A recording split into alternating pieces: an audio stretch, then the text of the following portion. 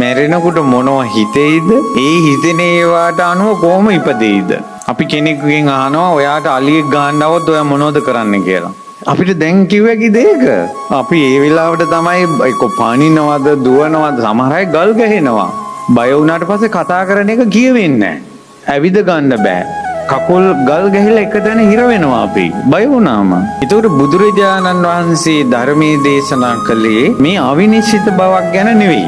මැරෙනකොට ඔයාලට මොකක් මතක් වෙයිද? මැරුණාට පස්සේ කොහේ යයිද කියලා අවිනිශ්චිත බවක බුදුරජාණන් වහන්සේ ධර්මයේ දේශනා කළේ නැහැ. මැරෙන විදිහ නම් බලපාන්න ඉපදෙන්න බුදුරජාණන් වහන්සේ මහා කරුණාවෙන් යුක්තයි. මැරෙන හැම කෙනා ළඟටම යන්න ඕන බුදුරජාණන් වහන්සේ මැරෙන වෙලාවට. අයි බුදුරජාණන් වහන්සේ මැරෙන වෙලාව දන්නවනේ. එහෙනම් හැම වෙලාවෙම පෙනී හිටින්න ඕන හැම කෙනා ඉස්සරහ අපිටම.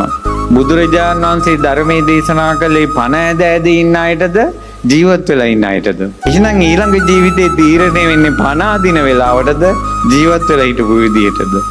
ජීවත් වෙලා ඉන්න විදිහටයි ඊළඟ තැන උපදින්නේ.